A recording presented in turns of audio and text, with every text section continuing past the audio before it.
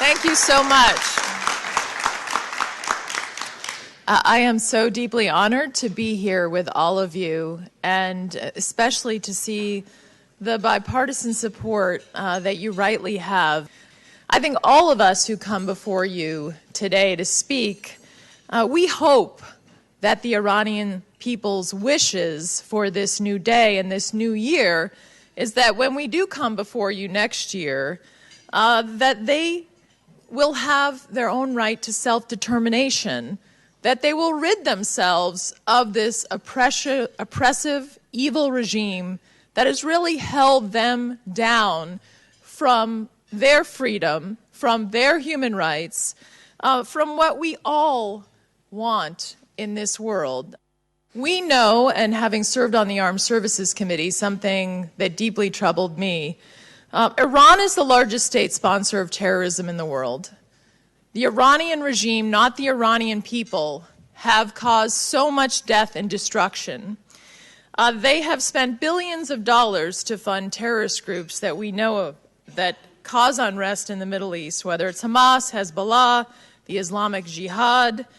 They've backed militia forces in Syria, Iraq, and propped up the murderous Assad regime, which we know has just murdered so many of his own people. And he wouldn't have been able to do that without this horrible regime.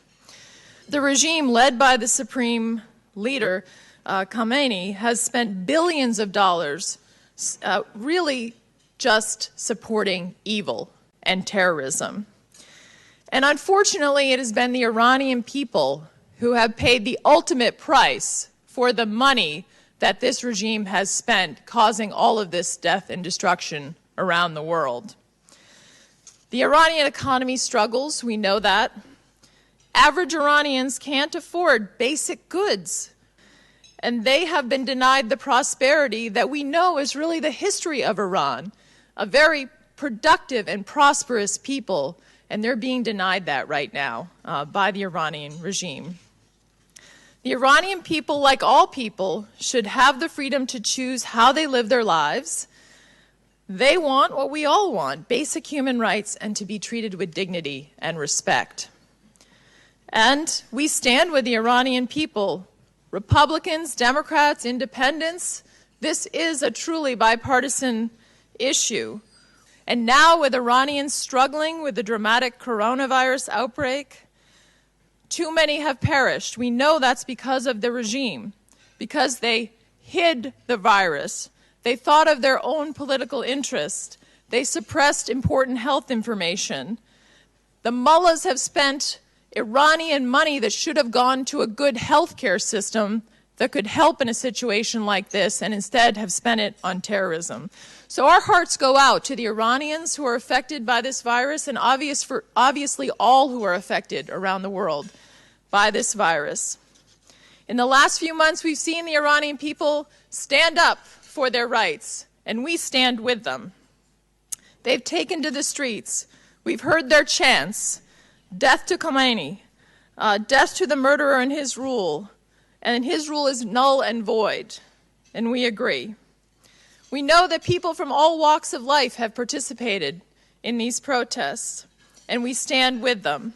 Not only as we stand with the Iranians with their protests in the streets, and they should know that we have their backs, but also what can we do now?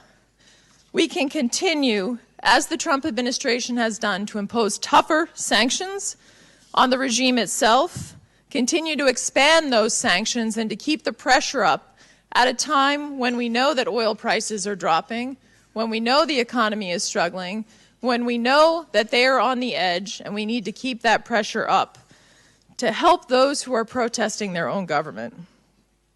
The mullahs only understand and respond to strength.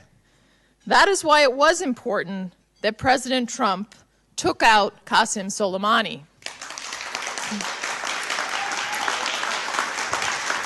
As has already been said by Senator Lieberman and others, he had the blood of so much blood on his hands.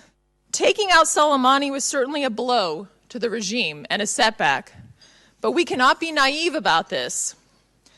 In October of this year, what will happen if we do not act, if we do not push for snapback, if the world does not push back, Iran, the arms embargo against Iran will be lifted. I would say today, what can we work on as we think about what we need to accomplish before the fall is to really focus on making sure that the arms embargo is not lifted on Iran, that the sanctions are snapped back.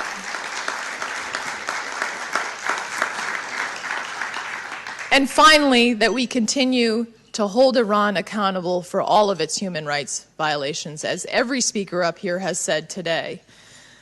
This is a time where we have an opportunity to come together to continue the maximum pressure campaign, to make sure that the people have the right to regime change in Iran, and that they can live in freedom and prosperity.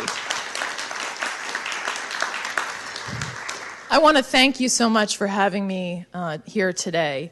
We very much, our hearts go out to the Iranian people, but we know that they are strong, and we know at the end of the day that their voices will prevail, and that they will determine their history, not this current regime. Thank you.